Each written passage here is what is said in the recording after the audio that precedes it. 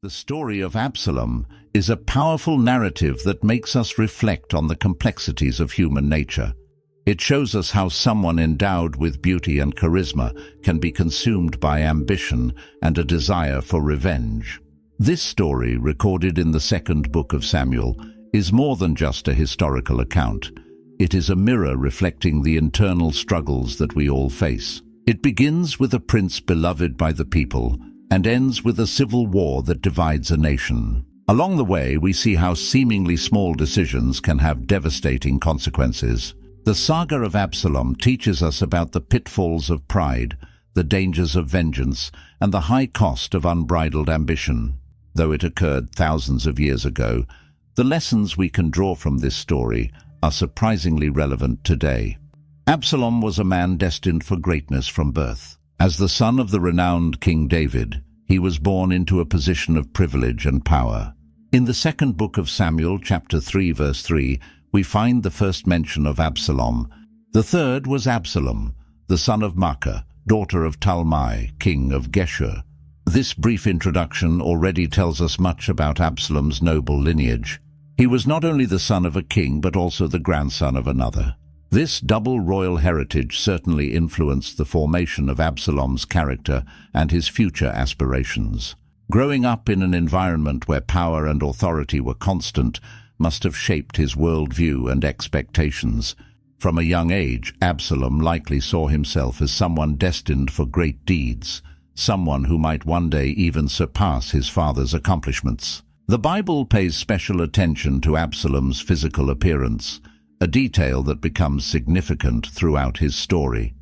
In the second book of Samuel, chapter 14, verses 25 and 26, we find a detailed description of his exceptional beauty. The text tells us that throughout Israel there was no man so praised for his appearance as Absalom. From head to toe, he was without any defect. This was not an ordinary beauty, but something that made people stop and take notice. The emphasis on Absalom's physical appearance is not mere curiosity. It helps us understand how he was perceived by others and how this influenced his interactions. In a society where physical appearance was often seen as a sign of divine favor, Absalom's beauty certainly contributed to his popularity and influence. One particularly notable aspect of Absalom's appearance was his hair. The Bible dedicates an entire verse to describing Absalom's hair, a detail that may seem strange to modern readers, but held significant cultural meaning at the time. Still in chapter 14 of 2 Samuel, verse 26 informs us that Absalom cut his hair once a year when it became too heavy. The text even mentions the weight of the hair that was cut, 2 kilograms, according to the royal standard. This detail about Absalom's hair is not just a curiosity. It symbolizes his virility, strength, and status. In many ancient cultures, hair was seen as a source of strength and vitality. The mention of the weight and frequency of Absalom's haircuts reinforces the image of an exceptional man who stood out even in the most mundane aspects of his appearance. But Absalom was not admired solely for his physical appearance. He possessed a natural charisma that attracted people. Although the Bible does not explicitly mention these qualities, we can infer their existence from how Absalom interacted with the people and won their support. He had a remarkable ability to connect with ordinary people, making them feel heard and valued.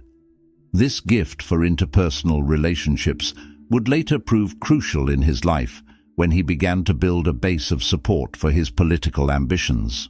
Absalom's charisma went beyond his physical appearance. It was a combination of charm, eloquence, and an apparent concern for others' well-being. These qualities made him a natural leader, someone people instinctively wanted to follow. The people of Israel had a special love for Absalom. His combination of physical beauty, charisma, and royal status made him an almost mythical figure in their eyes. When Absalom walked through the streets, people likely looked at him with a mix of admiration and hope. To many, he represented the bright future they desired for their country. Absalom seemed to understand the problems and aspirations of ordinary people, in a way that few members of the royal family did. He did not behave as someone distant or superior, but as someone who genuinely cared about the people's welfare. This connection with ordinary people would become a powerful weapon in Absalom's hands, one he would skillfully use to advance his interests. The people's love for Absalom was both a blessing and a curse, for it fueled his ambition and sense of entitlement to power. However, Absalom's seemingly perfect life was about to be shaken by a family tragedy that would change the course of his story. In the second book of Samuel, chapter 13, the Bible begins to narrate a dark event involving Absalom's sister Tamar and his half-brother Amnon. Verse 1 of this chapter tells us, "Now Amnon, David's son, fell in love with Tamar, the beautiful sister of his half-brother Absalom." This passion of Amnon was not pure or acceptable love. It was a forbidden desire that would lead to terrible actions. Amnon and Tamar were half-siblings, children of the same father but different mothers. In the culture of the time, as in today's, a relationship between siblings was considered taboo. This situation created a dangerous tension within the royal family, a ticking time bomb about to explode. Amnon's unhealthy passion for Tamar was the spark for a series of events that would have devastating consequences for David's entire family. Consumed by his desire for Tamar, Amnon devised a plan to be alone with her. The Bible details Amnon's scheme in 2 Samuel chapter 13. In verses 6 and 7, we read that Amnon pretended to be ill and asked King David to send Tamar to care for him. He said, "I am ill.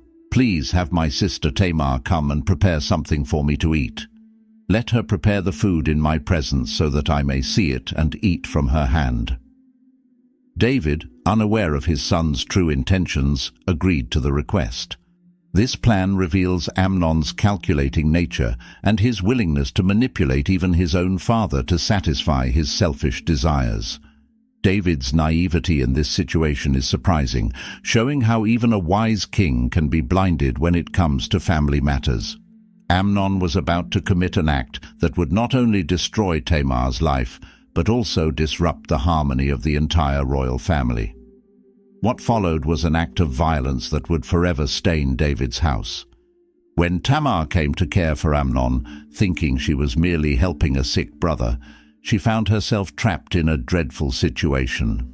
In 2 Samuel chapter 13, verses 11 to 14, the Bible describes Amnon's assault on Tamar. The text says, "But when she brought them near for him to eat, he took hold of her and said, 'Come, lie with me, my sister.' But she answered him, 'No, my brother, do not force me, for no such thing should be done in Israel. Do not do this outrageous thing.' Despite Tamar's desperate protests, Amnon raped her. This horrific act was not only a crime against Tamar, it was a betrayal of family trust and a sin in the eyes of God. Tamar's life was shattered in an instant, and the repercussions of this act would extend far beyond that moment. Amnon's rape of Tamar planted a seed of hatred in Absalom's heart, which would soon grow and bear bitter fruit. Absalom's initial reaction upon learning what had happened to his sister was one of calculated silence. In 2 Samuel chapter 13, verse 20, we read Absalom's words to Tamar, "Keep quiet for now, my sister. He is your brother. Do not take this thing to heart." This advice might seem cold at first glance, but it reveals Absalom's strategic mind. He was not ignoring his sister's suffering. He was planning a careful revenge. Absalom took Tamar to live in his house, offering her protection and care. But internally, a storm of emotions was brewing. Absalom's silence concealed an intense anger and a desire for revenge that only grew over time. He knew that an impulsive reaction could ruin his plans, so he chose to wait and meticulously plan his retaliation. This period of waiting shows Absalom's self-control and cunning, traits that would be crucial in his future political endeavors. The news of what Amnon had done reached King David's ears. In 2 Samuel chapter 13, verse 21, the Bible tells us, "When King David heard of all these things, he was very angry." However, surprisingly, there is no mention of any punitive action against Amnon or of comfort for Tamar. This apparent lapse of justice on David's part must have further fueled Absalom's anger. The king's inaction in the face of such a grave crime within his own family likely made Absalom question his father's ability to rule justly. This moment marks a turning point in the relationship between Absalom and his father. Whatever respect and admiration Absalom might have had for David began to turn into contempt and resentment. David's lack of action in this critical situation planted the seeds of Absalom's future rebellion. He began to see himself not only as an avenger for his sister, but also as potentially a more just and capable ruler than his father. For 2 long years, Absalom harbored his resentment, meticulously planning his revenge. In 2 Samuel chapter 13, verse 23, we read, "2 years later." This waiting period demonstrates Absalom's patience and self-control. He did not act impulsively, but waited for the perfect moment to execute his plan. During this time, Absalom maintained a facade of normalcy. Verse 22 of the same chapter informs us, Absalom spoke to Amnon neither good nor bad. This silence was not a sign of forgiveness, but a calculated strategy. Absalom was playing a long game, carefully preparing every move.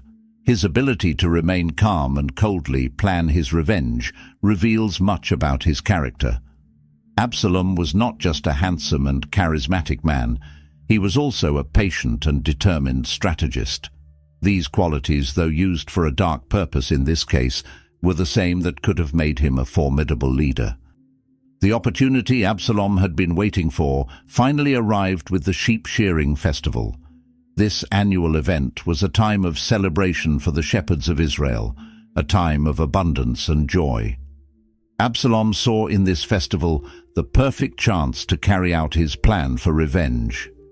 In 2 Samuel chapter 13, verses 23 to 27, we read how Absalom invited all the king's sons to the festival, insisting particularly on Amnon's presence. When the day of the feast came, Absalom gave specific instructions to his servants. Verse 28 reveals his words, "Watch, when Amnon's heart is merry with wine, and I say to you, strike Amnon, then kill him. Do not be afraid. Have I not commanded you? Be courageous and valiant." This plan shows Absalom's coldness and determination. He chose a moment of celebration to execute his revenge, turning an occasion of joy into a scene of tragedy. The meticulousness with which Absalom planned Amnon's murder reveals the depth of his anger and his relentless desire for vengeance. Absalom's plan was executed with deadly precision. During the festival, when Amnon was drunk and vulnerable, Absalom's servants acted according to their master's instructions. 2 Samuel chapter 13, verse 29, describes the fateful moment. So the servants of Absalom did to Amnon as Absalom had commanded. Amnon's death was a shock to all those present. The same verse continues, "Then all the king's sons arose, each mounted his mule and fled." This act of violence was not just the culmination of Absalom's personal revenge, it was also a direct blow against King David's authority. By killing Amnon, David's firstborn, Absalom not only avenged his sister, but also dramatically altered the line of succession to the throne. The consequences of this act would be far-reaching, affecting not only the royal family, but the entire kingdom of Israel. Absalom had crossed a line from which there would be no return. He was now a murderer, a rebellious prince who had openly defied the authority of his father and king. This moment marked the beginning of a new phase in Absalom's life, a journey that would transform him from a beloved prince into an enemy of the state. The vengeance he so deeply desired had been fulfilled, but the price would be far greater than he could have imagined. The death of Amnon at the hands of Absalom set off a chain of events that would forever alter the course of Israel's history. Chapter 13 of 2 Samuel ends with a scene of chaos and confusion, with the king's sons fleeing in panic. In verse 30 we read, "While they were still on their way, the report came to David, 'Absalom has struck down all the king's sons. Not one of them is left.'" Although this initial report was exaggerated, the reality was serious enough. Absalom had murdered the apparent heir to the throne, an act that was both a crime and a political statement. From this moment on, Absalom could no longer be seen merely as a rebellious son. He had become a direct threat to David's reign. The love the people had for Absalom would now become a dangerous weapon, a means by which he could challenge his father's authority. A family tragedy had turned into a national crisis, and the seeds of a future civil war had been planted. After Amnon's murder, Absalom found himself forced to flee Israel. In chapter 13 of 2 Samuel, verse 37, we read, "Absalom fled and went to Talmai, son of Ammihud, the king of Geshur." Geshur was the kingdom of Absalom's maternal grandfather, a place where he could find safety away from his father's wrath. This exile lasted 3 long years, a period that deeply shaped the prince's character and ambitions. Away from his father's court, Absalom had time to reflect on his actions and plan his future. It is likely that during this time he learned much about politics and governance by observing how his grandfather ruled Geshur. This period of exile, though difficult, served as a kind of school for Absalom, preparing him for his future political endeavors. While Absalom was in exile, the situation in Jerusalem was tense. King David was torn between his role as monarch and his love as a father. In chapter 13, verse 39, the Bible tells us, "And King David, after mourning for Amnon, longed to go to Absalom." This feeling reveals the complexity of David's emotions. On one hand, he grieved the loss of Amnon. On the other, he missed Absalom, despite the crime he had committed. This tension between paternal love and royal duty would be a constant in David and Absalom's relationship from this point forward. The people of Israel, who so loved Absalom, likely missed him too, wondering when and if the handsome prince would return. Absalom's return to Jerusalem was carefully orchestrated by Joab, the commander of David's army. In chapter 14 of 2 Samuel, we see how Joab used cunning to convince David to allow Absalom's return. In verses 1 to 20, we read that Joab sent a wise woman from Tekoa to tell a story to the king, a parable that echoed Absalom's situation. The woman said to David, "Let the king remember the Lord his God, so that the avenger of blood may not destroy any more, lest my son be destroyed." This story touched David's heart, causing him to reflect on his own situation with Absalom. Joab's strategy worked, and David finally agreed to bring Absalom back. In chapter 14, verse 23, we read, "So Joab went to Geshur and brought Absalom back to Jerusalem." This moment must have been one of great anticipation for Absalom. After 3 years in exile, he was finally returning home, to his people, to the city he hoped one day to rule. However, Absalom's return was not as warm as he might have expected. Verse 24 informs us, "But the king said, 'He must go to his own house, he must not see my face.' So Absalom went to his own house and did not see the king."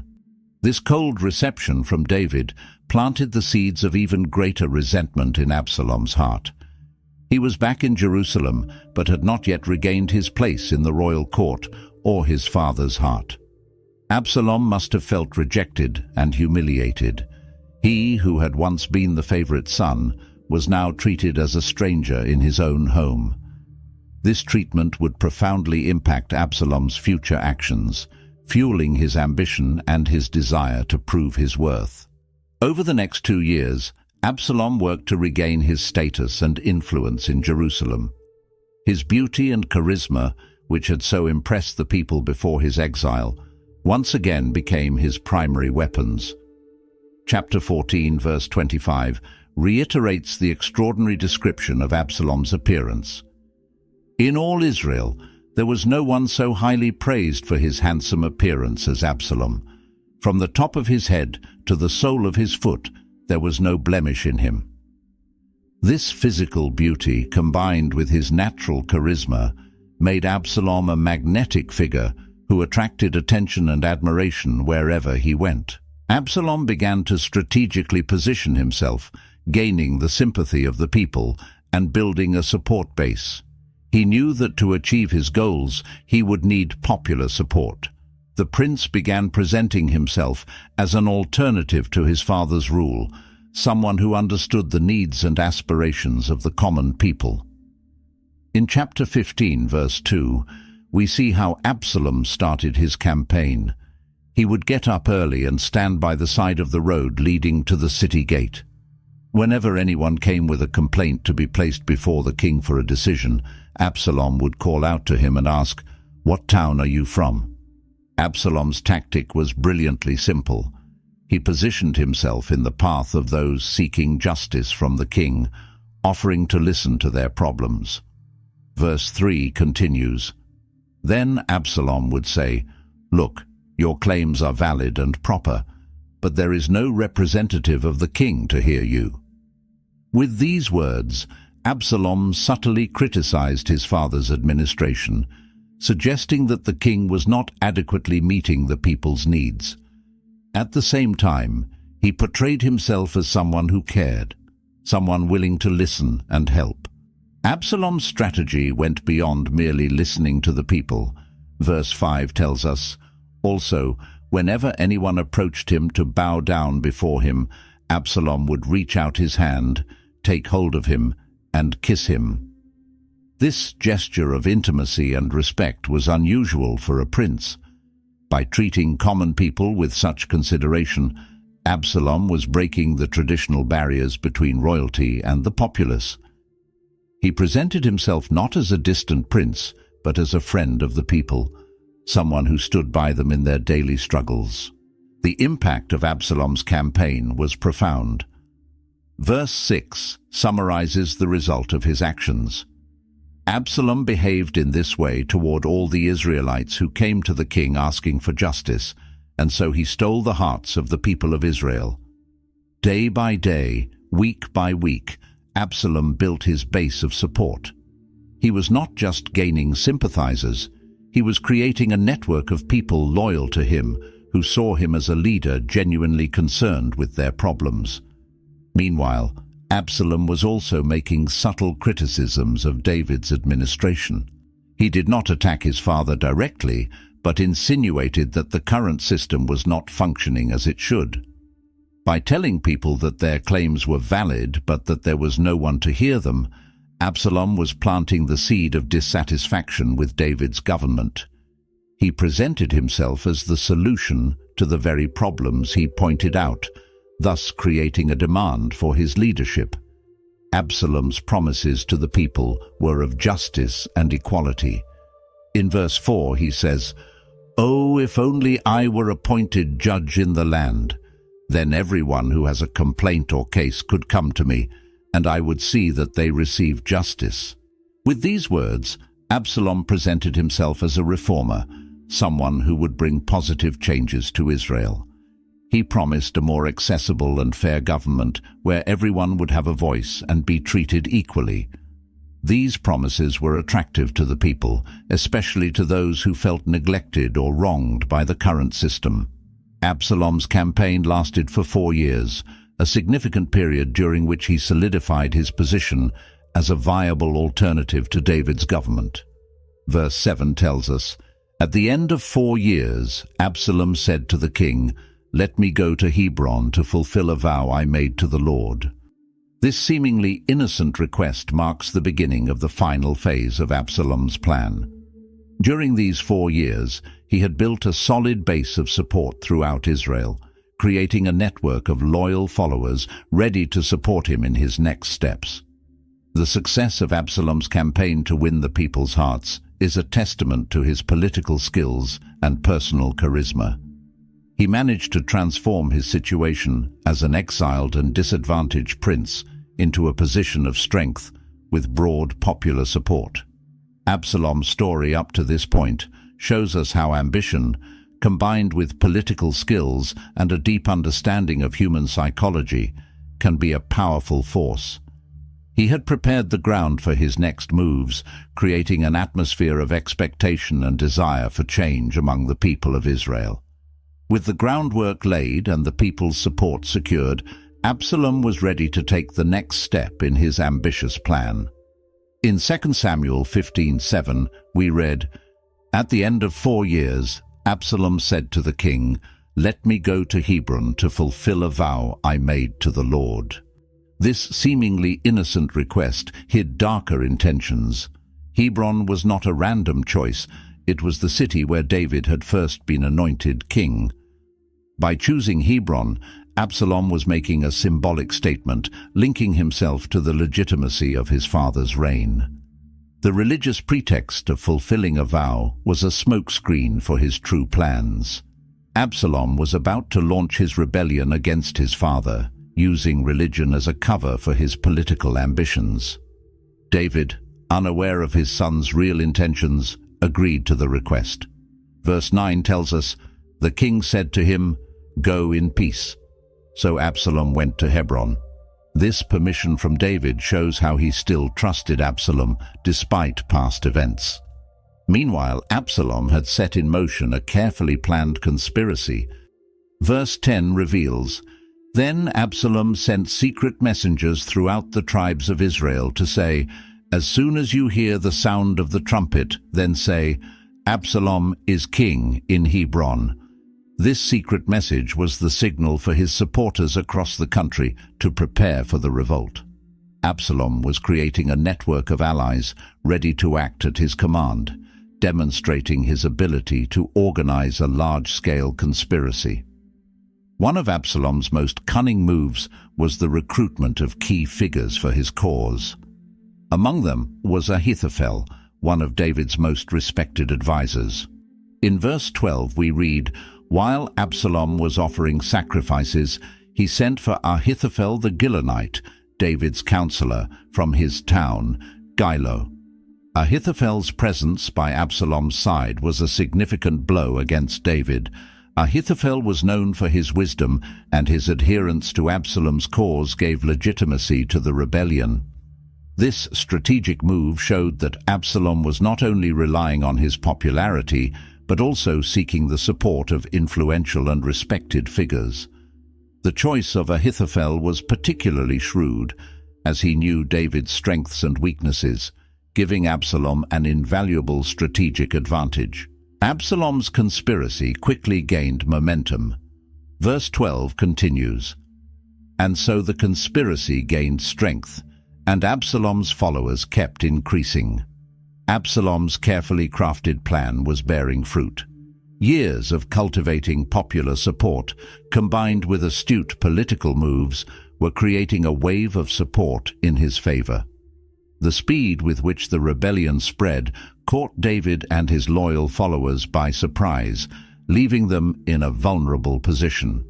The momentum was clearly on Absalom's side, with more and more people joining his cause every day. This rapid expansion of the rebellion demonstrated not only the effectiveness of Absalom's planning, but also the latent discontent with David's reign that he had skillfully exploited. The news of the rebellion finally reached David's ears. In verse 13, the gravity of the situation is revealed. A messenger came to David and said, "The hearts of the men of Israel are with Absalom." This information must have been a shock to David. His own son, whom he had forgiven and allowed to return from exile, was now leading a rebellion against him. The extent of Absalom's support showed that this was not a minor insurrection, but a serious threat to David's reign. The king was now facing not only the betrayal of his son, but also the loss of his people's support. This revelation marked a crucial turning point in the story, forcing David to make quick and difficult decisions to ensure his survival and that of his loyal followers. Faced with this imminent threat, David made a surprising decision.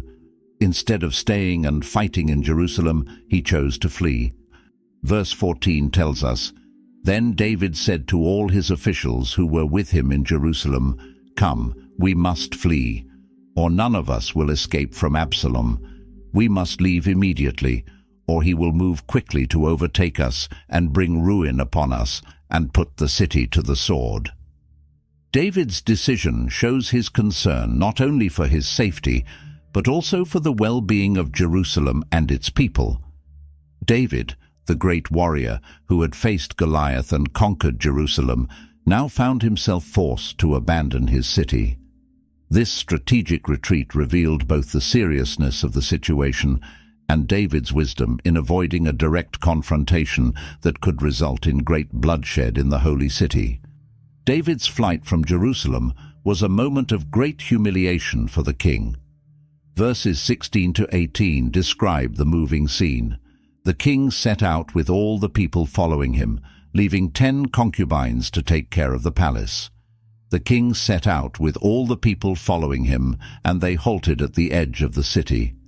The image of David, the great warrior king, fleeing from his city must have been shocking to many. This hasty flight marked the beginning of a period of uncertainty and conflict for all of Israel. Seeing the Lord's anointed leaving Jerusalem certainly shook the faith of many Israelites. The scene of David crossing the Kidron Valley with his loyal followers is one of the most dramatic in the Bible, symbolizing the temporary fall of the great king and the apparent triumph of his rebellious son. While David was fleeing, Absalom was entering Jerusalem triumphantly. Chapter 16 verse 15 tells us, "Meanwhile, Absalom and all the men of Israel came to Jerusalem, and Ahithophel was with him." Absalom's entry into the city marked the height of his conspiracy. He now occupied his father's throne, seemingly realizing his ambitions. However, the real battle for control of Israel was just beginning. The presence of Ahithophel at Absalom's side reinforced the legitimacy of his claim to the throne. The young prince now found himself at the center of power, but holding on to that power would be a much greater challenge than seizing it. Absalom would have to prove he was capable of ruling a divided kingdom and dealing with the constant threat posed by his exiled father. With Absalom in Jerusalem and David in flight, the stage was set for civil war. Both sides began to devise strategies to secure control of the kingdom. David, despite being on the run, was not defenseless. He was an experienced military commander, and many loyal soldiers had followed him. Chapter 17 verse 1 shows Ahithophel advising Absalom. Ahithophel said to Absalom, "I would choose 12,000 men and set out tonight in pursuit of David." This counsel showed Absalom's urgency to eliminate his father's threat. The ensuing war would not just be a conflict between father and son, but a battle for the future of Israel. Each side had its strengths. Absalom had popular support and Ahithophel's counsel, while David had his vast military experience and the loyalty of veteran warriors. A crucial element in this war of strategies was Hushai's double role. David had sent Hushai back to Jerusalem as his spy, instructing him to feign loyalty to Absalom. In chapter 17, verse 5, we see Hushai in action. But Absalom said, "Summon also Hushai the Archite, so we can hear what he has to say." Hushai's presence at Absalom's court allowed David to stay one step ahead of his son, receiving vital information about enemy plans. This shrewd move by David showed that, even in exile, he was still capable of sophisticated political maneuvers. Hushai would have to walk a tightrope, giving advice that seemed to favor Absalom but actually benefited David. His ability to play this double role would be crucial to the unfolding of events. Battles for control of the tribes of Israel spread throughout the country.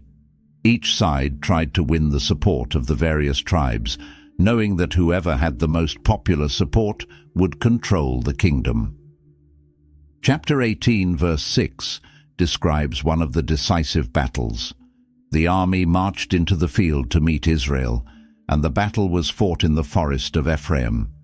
These battles were not just military conflicts, but also struggles for the loyalty and support of the people of Israel. The civil war tested tribal and family bonds, forcing many Israelites to choose between their loyalty to David and Absalom's charismatic appeal. The varied terrain of Israel, from dense forests to arid deserts, presented unique challenges for both sides, requiring constant adaptation of their military tactics. The civil war had devastating consequences for the kingdom.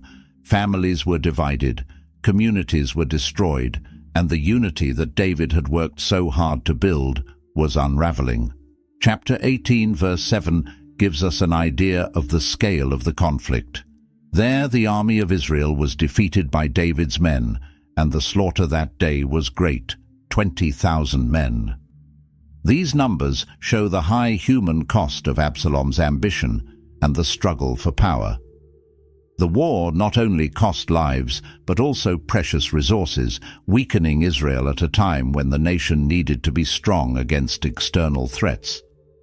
The internal conflict opened deep wounds in Israelite society that would take years to heal, even after the war ended.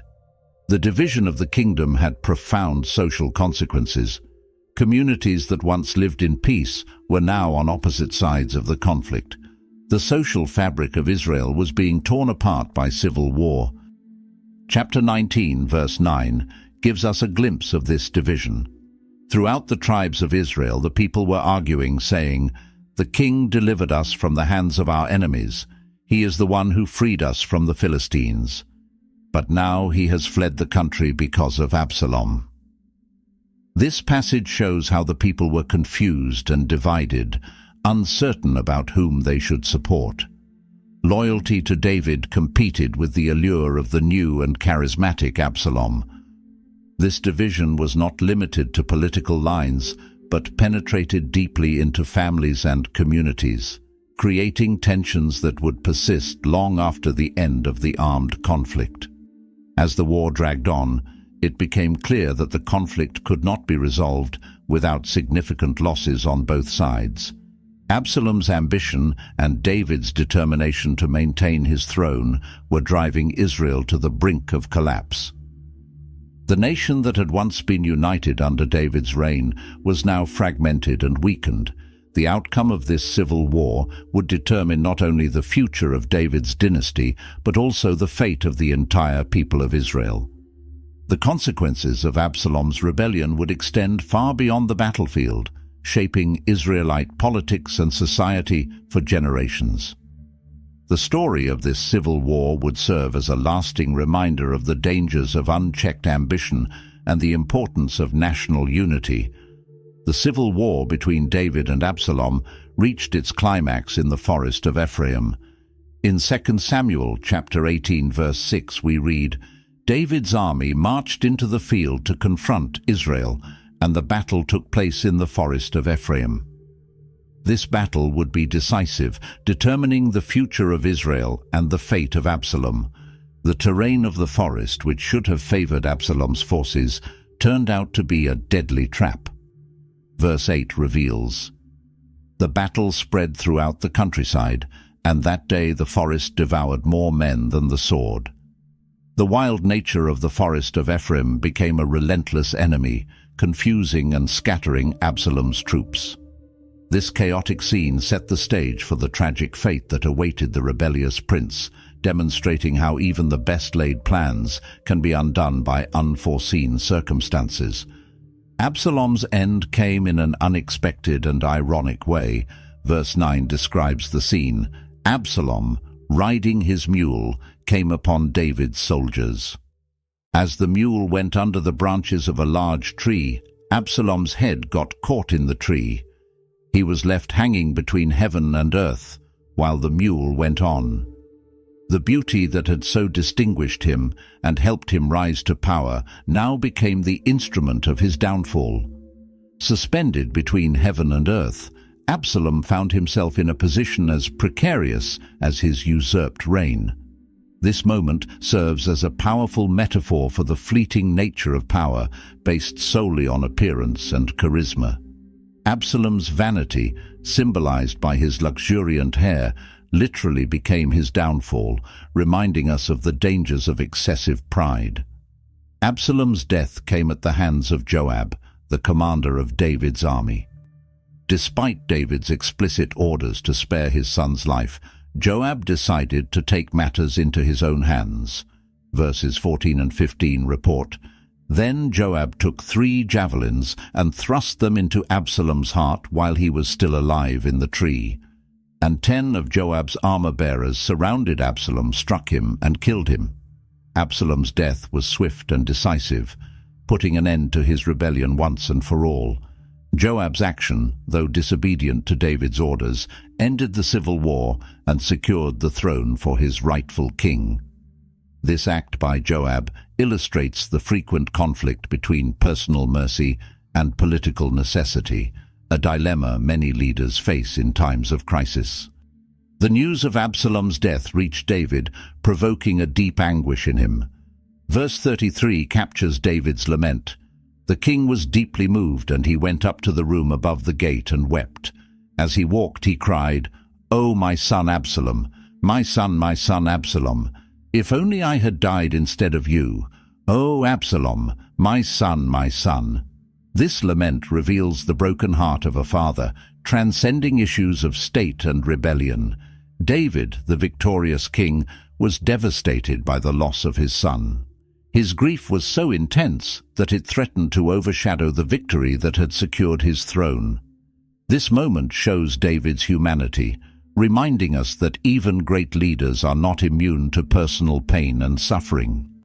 David's excessive reaction to Absalom's death had political consequences. His deep sadness left his soldiers, who had risked their lives for him, feeling undervalued. Chapter 19, verse 3 describes, "That day the victory turned into mourning for all the troops, because they heard it said that the king was grieving for his son." Joab had to intervene, warning David that his attitude could alienate his loyal followers. This episode highlights the conflict between David's personal feelings and his responsibilities as king, a dilemma he faced several times during his reign. Joab's intervention serves as a reminder of the importance of balancing personal emotions with a leader's public duties. With Absalom's death, the rebellion came to an end, but its consequences continued to reverberate throughout Israel. The kingdom was deeply divided, and the task of reunification would be arduous.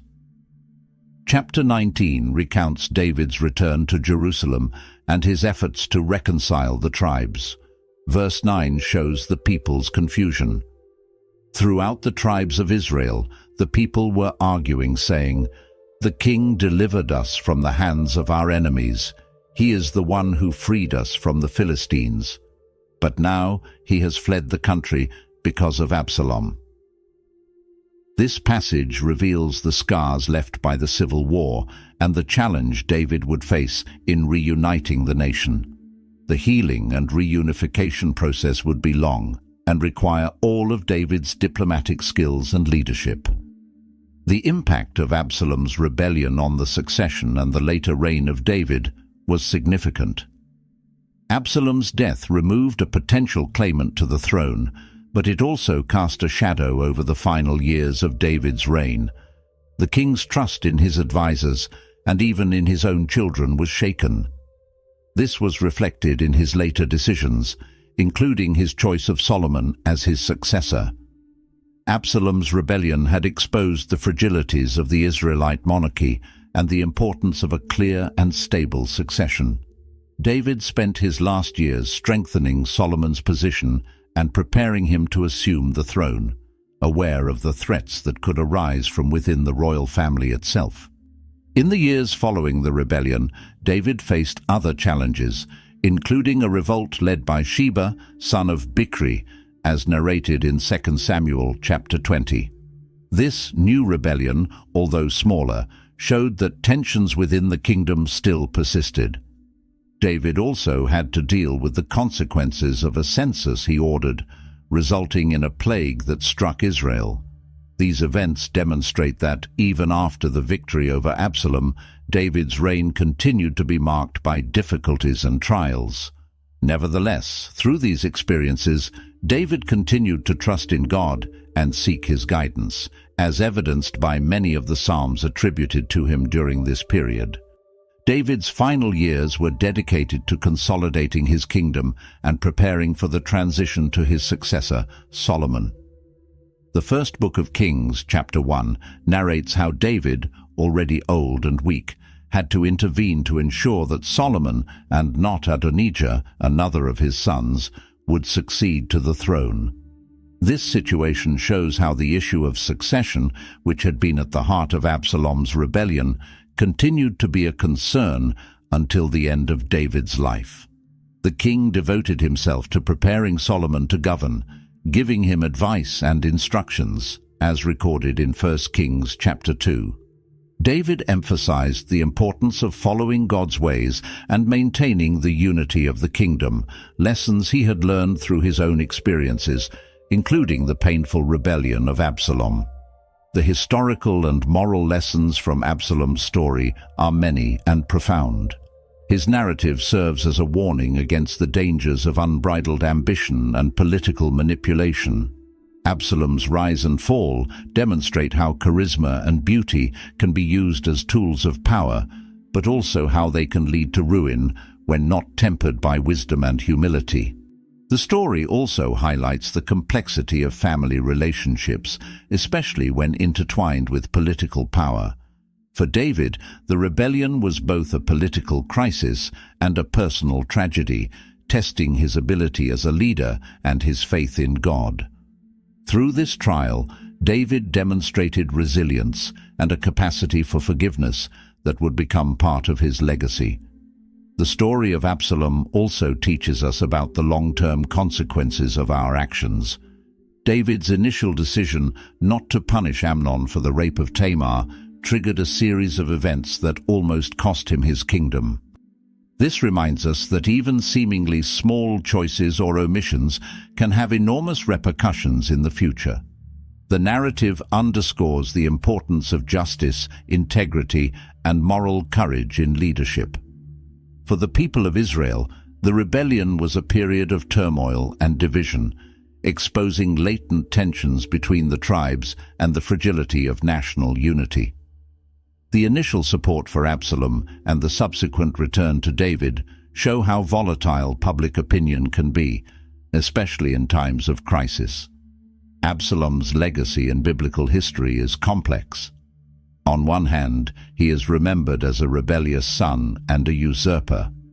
On the other, his story is an integral part of the narrative of David and the development of the kingdom of Israel. Absalom's beauty and charisma, his political skill, and his tragic fall make him a fascinating figure who continues to capture the imagination of readers and scholars of the Bible to this day. His story serves as a powerful reminder of the dangers of pride and uncontrolled ambition, as well as the importance of forgiveness and reconciliation in family relationships and political leadership. Reflecting on Absalom's story invites us to examine our own lives and motivations. How often do we let ambition or the desire for recognition lead us to actions that harm others or ourselves? How do we balance our personal aspirations with our responsibilities to family and society? The narrative challenges us to consider the long-term consequences of our choices and the importance of acting with integrity even when facing temptations or injustices. Moreover, David's response to the rebellion and his subsequent leadership teach us about the importance of resilience, forgiveness, and the ability to learn from our mistakes.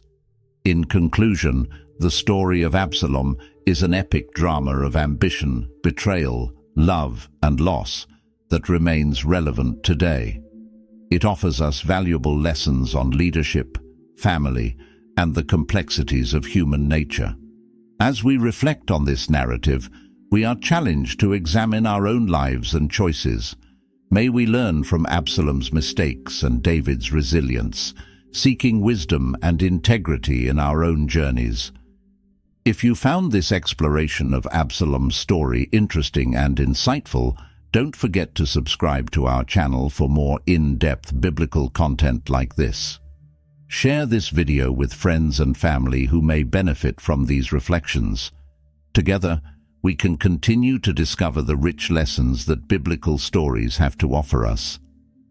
Don't forget to turn on notifications so you won't miss our upcoming videos about fascinating biblical characters. See you next time. Let the Word of God touch your heart, like a light guiding you through the darkest moments. Every step in faith is a journey filled with hope. We are never alone on this path, for He is always by our side. Open your heart and let His love transform you, helping you spread that light to those around you. Let the Word of God touch your heart, like a light guiding you through the darkest moments. Every step in faith is a journey filled with hope. We are never alone on this path, for He is always by our side. Open your heart and let His love transform you, helping you spread that light to those around you.